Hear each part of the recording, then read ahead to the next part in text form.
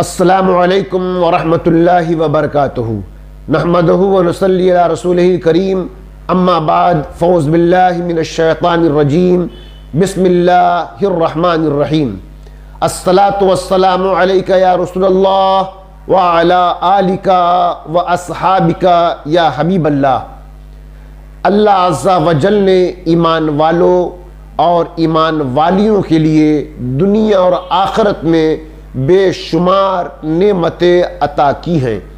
دنیا کی نعمتیں ختم ہونے والی ہیں اور آخرت کی نعمتیں کبھی نہیں ختم ہونے والی ہیں۔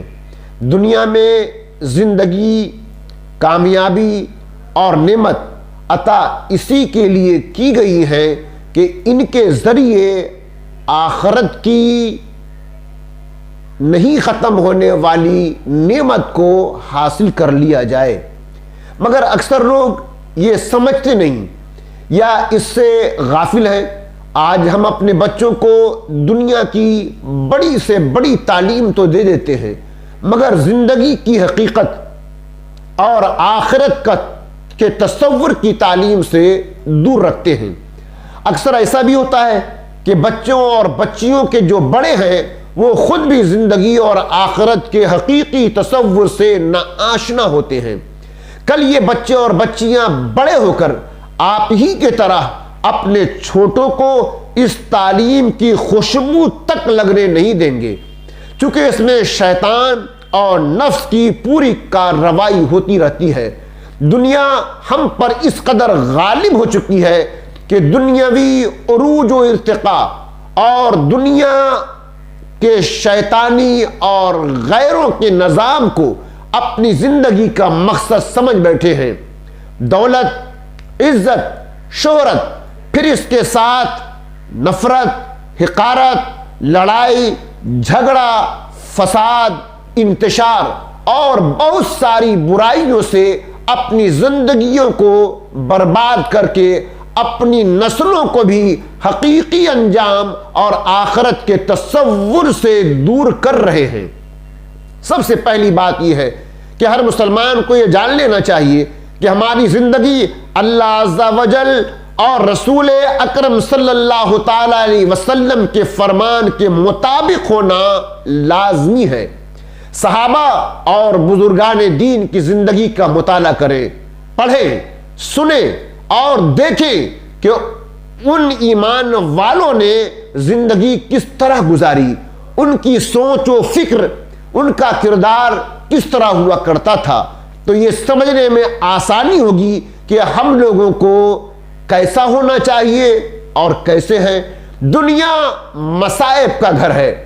حضرت سیدنا عبداللہ بن صالح اجری رحمۃ اللہ تعالی علیہ فرماتے ہیں کہ بنی شیبان کے ایک شخص نے مجھے بتایا کہ امیر المومنین حضرت سیدنا علی المرتضی کرم اللہ تعالی وجہ الکریم نے خطبہ دیتے ہوئے ارشاد فرمایا، تمام تعریفیں اللہ عز و جل کے لیے ہیں، میں اس کی حمد بیان کرتا ہوں اور اسی سے مدد مانگتا ہوں، اس پر ایمان لاتا ہوں، اس پر بھروسہ کرتا ہوں کہ اللہ عز و جل کے سوا کوئی معبود نہیں، وہ اکیلا ہے، اس کا کوئی شریک نہیں، اور اس بات کی گواہی دیتا ہوں کہ حضرت محمد صلی اللہ تعالی علیہ وسلم اس کے خاص بندے اور رسول ہیں۔ اللہ عز و جل نے انہیں ہدایت کامل اور دین حق کے ساتھ مبعوث فرمایا تاکہ اس کے ذریعے وہ تمہاری بیماریوں کو دور فرمائیں اور تمہیں غفلت کی نیند سے بیدار کرے۔ یاد رکھو تم مرنے والے ہو اور تمہیں موت کے بعد دوبارہ اٹھایا جائے گا، تمہیں تمہارے اعمال سے آگاہ کیا جائے گا اور ان کا بدلہ دیا جائے گا، لہذا تمہیں دنیا کی زندگی کسی طرح دھوکے میں نہ ڈالے۔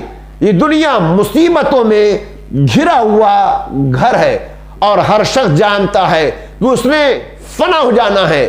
یہ دھوکے کا گھر ہے، اس میں جو کچھ ہے زوال پذیر ہے، یہ کبھی ایک کے پاس ہے تو کبھی دوسرے کے پاس، اس میں آنے والا کبھی بھی اس کے شر سے محفوظ نہیں رہ سکتا۔ اس میں رہنے والے خود کو خوشحال اور مسرور سمجھتے ہیں، مگر اس سوچ کی وجہ سے وہ مصیبت اور دھوکے میں پڑ جاتے ہیں۔ دنیاوی خوشحالی دائمی نہیں ہوتی، اس کے رہنے والوں میں سے ہر ایک کی موت کا وقت متعین ہے۔ اللہ عز و جل کے بندو، یاد رکھو اس نئے رنگی دنیا میں تم جن گزرے ہوئے لوگوں کی پیروی کر رہے ہو، ان کی عمریں تمہاری بنسبت بہت زیادہ تھی، ان کے گھر تمہارے گھروں سے زیادہ آباد تھے، وہ تم سے زیادہ طاقتور تھے، دور دور تک ان کا روب و دبدبا تھا، مگر اب ان کی آوازیں بند ہو گئیں، ان کا جسم بوسیدہ ہو گئے، گھر ویران اور خالی ہو گئے، ان کا نام و نشان مٹ گیا، ان کے وہ بلند و بالا محلات جن کی بنیادیں بہت مضبوط تھی اب پتھروں، سیلوں اور ریت میں تبدیل ہو چکے ہیں۔ اب جو لوگ یہاں آ کر بسے ہیں وہ سابقہ یعنی پہلے کے لوگوں کو جانتے تک نہیں۔ اسی طرح پہلے کے لوگوں کے لیے یہ نئے مکین رہنے والے اجنبی ہیں، وہ اپنے قرب و جوار اور گھر کے قریب رہنے والوں کے ساتھ ایسا تعلق نہیں رکھتے جو پڑوسیوں کا پڑوسیوں اور بھائیوں کا بھائیوں کے ساتھ ہونا چاہیے۔ اب ان کے درمیان تعلق ہو بھی کیسے جبکہ بوسیدگی نے انہیں خوراک بنا کر ہلاک کر دیا اور ان پر چٹانوں اور مٹی نے سایہ کیا ہوا ہے۔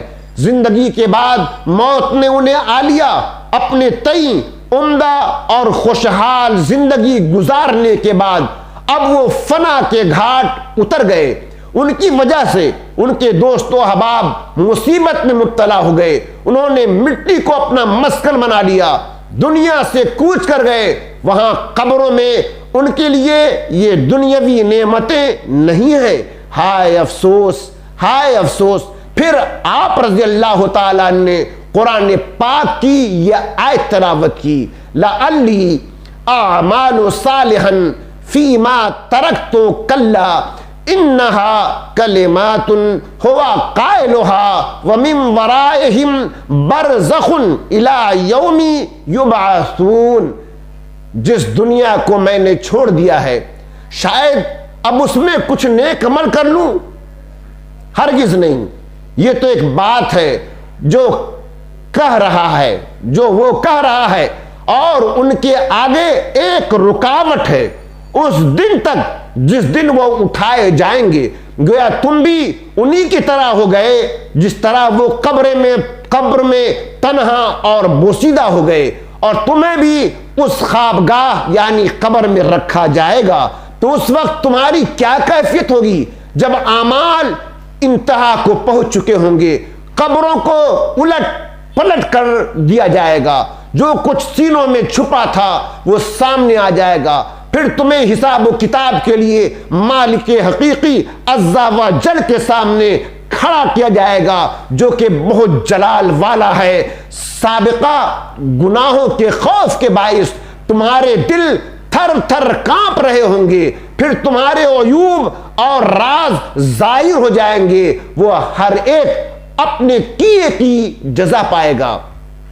اللہ عز و جل ہمیں اور تمہیں اپنی کتاب قرآن پاک پر عمل کرنے والا اور اولیاء کرام کی اتباع کرنے والا، یہاں تک کہ ہم اپنی منزل مقصود تک پہنچیں۔ یقیناً ہمارا پروردگار اللہ عز و جل تعریف کیا ہوا اور بزرگی والا ہے۔ یہ حضرت امیر المومنین کا خطبہ تھا جو ہمارے لیے نہایت ہی سبق ہے۔ اللہ تبارک و تعالی ہم سبوں کو اس پر عمل کرنے کی توفیق عطا فرمائے۔ وآخر دعوانا الحمدللہ رب العالمین۔